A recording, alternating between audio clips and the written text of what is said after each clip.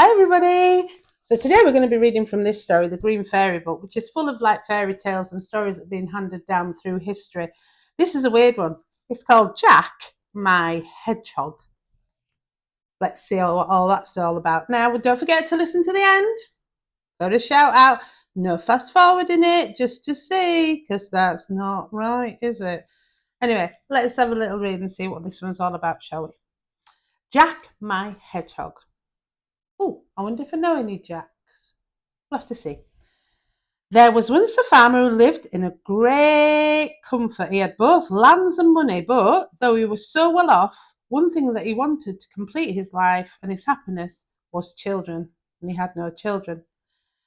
Many and many a time when he met other farmers at the nearest market town, they would tease him, asking him how it came about that he was childless. At length he grew so angry and he exclaimed, "I must and I will have a child of some sort or kind, even should it only be a hedgehog." Not long after this, his wife gave birth to a child, but though the lower half of the little creature was a fine boy, from the waist up it was a hedgehog. So that when his mother first saw him, she was quite frightened and said to her husband, "There now, you've cursed that child yourself." The farmer said, "What's the use of making a fuss? I suppose the creature must be christened, but I don't see how we're going to ask anyone to be a sponsor to him. And what are we going to call him?" "There's nothing we can possibly call him but Jack My Hedgehog," replied the wife. So they took him to be christened, and the parson says, "Oh, you'll never be able to put that child in a decent bed on account of all his prickles." Which was true, but they shook down some straw for him behind the stove, and there he lay for 8 years. His father grew very tired of him and often wished him dead. But he didn't die. He just lay there, year on year. Now, one day there was a big fair at the market town to which the farmer meant to go. So he asked his wife what he should bring her from it. "Oh, some meat and a couple of big loaves for the house," she said. Then he asked the maid what she wanted, and she said a pair of slippers and some stockings. Lastly, he said, "Well, Jack My Hedgehog, what shall I bring you?" "Daddy," he said, "do bring me a bagpipe." When the farmer came home, he gave his wife and the maid the things that they'd asked for, and then he went behind the stove and gave Jack My Hedgehog the bagpipes. When Jack had got his bagpipes, he said, "Daddy, go to the smithy and have the house cock shod for me. Then I'll ride off and trouble you no more." His father, who was delighted with the prospect of getting rid of him, had the cock shod, and then it was ready for Jack My Hedgehog, and Jack My Hedgehog mounted on its back and rode off into the forest, followed by all the pigs and asses which had promised to look after him. So he's gone into the forest, and all the pigs and the donkeys are now following him. Okay. After reaching the forest, he made the cock fly up to the top of a very tall tree with him, and there he sat looking after his pigs and donkeys, and he sat on and on for several years till he had made quite a big herd. But all this time his father knew nothing about it. Okay. As he sat up in the tree, he played away on his pipes, and he drew the loveliest music from them. As he was playing one day, a king who had lost his way happened to pass close by, and hearing the music, he was very much surprised. He sent one of his servants to find where it was coming from. The man peered about, but he could see nothing but a little creature which looked like a cock with an hedgehog sitting on it, perched up in a tree. The king desired the servant to ask the strange creature why it sat there, and if it knew the shortest way to his kingdom. On this, Jack My Hedgehog stepped down from the tree and said he would undertake to show the king his way home if the king, on his part, would give him a written promise to let him have whatever first he met on his return. Now the king thought to himself, well, that's easy enough to promise. The creature won't understand a word about it, so I can just write what I choose. So he took a pen and ink and wrote something, and when he'd done, Jack My Hedgehog pointed out the way, and the king got safely home. Now, when the king's daughter saw her father returning in the distance, she was so delighted that she ran to meet him and threw herself into his arms. Then the king remembered Jack My Hedgehog, and he told his daughter how he'd been obliged to give a written promise to bestow whatever he first met when he got home on the extraordinary creature which had shown him the way. The creature he said, rode on a cock as though it had been on a horse, and it made lovely music, but as it certainly could not read, he'd just written that he would not give it anything at all. Uh-oh.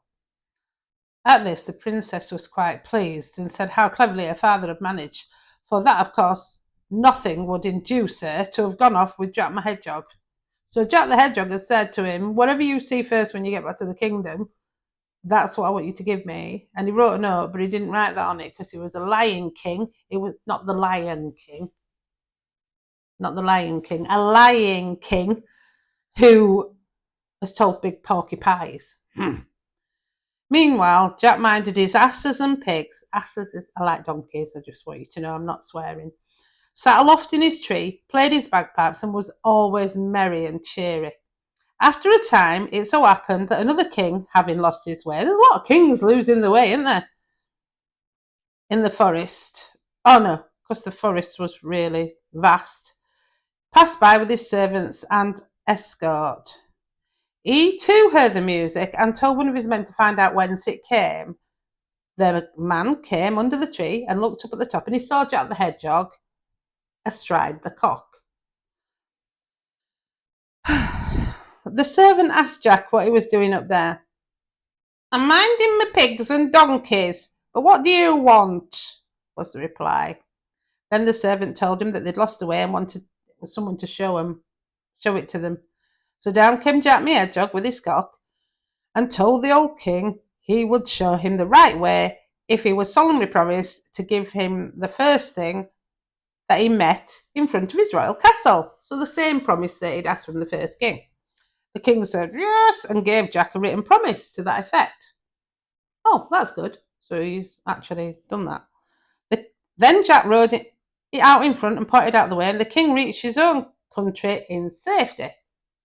Now, he had an only daughter who was extremely beautiful and who was delighted at her father's return and ran to meet him and threw her arms around him and neck and kissed him heartily. Then she asked where he'd been wandering along, and he told her that he'd lost his way and he might never have reached home had it not been for the strange creature, half man, half hedgehog, which rode on a cock and sat up in a tree making lovely music that had shown him the right way back. He also told her I'd been obliged to pledge his word that the first creature that he met outside of the castle would be betrothed to him. And he was very sad because he thought that she had been the first thing to meet him. But the princess comforted him, and she said she'd be quite willing to go with Jack the Hedgehog, whether he came to fetch her, because of the great love she bore for her dear old father. Oh, so she were cool about going. Jack My Hedgehog continued to herd his pigs, and they increased in number until there were so many that the forest seemed so full of pigs. So he made up his mind to live there no longer, and he sent a message to his father telling him to have all the stables and outhouses in the village cleared, as he was going to bring such an enormous herd that all who were there might kill what they chose. His father was very much vexed at this news, for he thought Jack had died long ago. Jack My Hedgehog mounted his cock, and driving his pigs before him into the village, he let everyone kill as many as they chose. Oh, and such as hacking and hewing of pork went on that you might have heard it off for miles. So everybody was eating happily. Then Jack said, Daddy, let the blacksmith shoe my cock once more, and then I'll ride off, and I promise you I'll never come back as long as I live. Oh, so the father got the cock shod and rejoiced at the idea of getting rid of his son forever. He didn't like him very much, did he? Then Jack My Hedgehog set off for the first kingdom, where the king had given strict orders that if anyone should be seen riding a cock and carrying a bagpipe, that he was to be chased away and shot at, and on no account to be allowed anywhere near the palace. So when Jack My Hedgehog rode up, the guards charged him with their bayonets and put their spurs on his cock and threw up over the gate and into the king's window. Oh, but the spurs on the cock flew up, and he flew up over the gate into the king's windows and let himself down on the windowsill and called out if he was not given what he'd been promised, both the king and the daughter should pay for it with their lives. He's a bit brutal, isn't he? Jack the Hedgehog. Then the king coaxed and entreated his daughter to go with Jack and so saved both of their lives. The princess dressed herself all in white and the father gave her a coach with 6 horses and the servants in a gorgeous liveries and loads of money. She stepped into the coach and Jack My Hedgehog, with his cock and his pipes, took his place beside her. They both took leave, and the king fully expected never to set eyes on them both again. But matters turned out very differently from what he'd expected, for when they had got to a certain distance from the town, Jack tore all of the princess's smart clothes off her and pricked her all over with his bristles, saying, "That's what you get for treachery. Now go back and I'll have no more to say to you." And with that, he hunted her home and she felt like she'd been disgraced and put to shame till her life's end. Right, that wasn't very nice, was it? So then Jack My Hedgehog rode on with his cock and bagpipes to the country of the second king to whom he'd shown the way. Now this king had given orders that in the event of Jack coming, the guards were to present arms and the people to cheer, and he was to be conducted in triumph to the royal palace. When the king's daughter saw Jack My Hedgehog, she was a good deal startled, for he was certainly very peculiar looking. But after all, she considered that she had given her word and it couldn't be helped. So she made Jack welcome and they were married to each other, and at dinner he sat next to her at the royal table and they ate and drank together. When they retired to rest, the princess feared lest Jack should kiss her because of his prickles. But he told her not to be alarmed, as no harm should befall her. Then he begged the old king to place a watch of 4 men just outside the bedroom door and to desire them to make a big fire. When he was about to lie down in bed, he would creep out of his hedgehog skin and leave it lying at the bedside. Then the men must rush in, throw the skin into the fire, and stand by until it was entirely burnt. Ooh, this is a bit of a turn, isn't it? And so it was, for when it struck 11, Jack My Hedgehog went to his room, took off his skin and left it at the foot of the bed. So he's taken off his prickles. Remember, he was a man at the bottom, but prickly at the top. Remember, he was a boy. The men rushed in, quickly seized the skin and threw it on the fire, and it was directly burnt. Jack was released from his enchantment, and he lay in his bed a man from head to foot, but quite dark, as though he had been severely scorched. The king sent off for a physician in ordinary, who washed Jack all over with various essences and salves so that he became clean and was a remarkably handsome young man. When the king's daughter saw him, she was very pleased, and the next day the marriage ceremony was performed and the old king bestowed the kingdom on Jack My Hedgehog. Oh, look, there's a picture there. Just want to see the picture. Can you see him on the cock there, and the hedgehog looking thing, and the king and queen?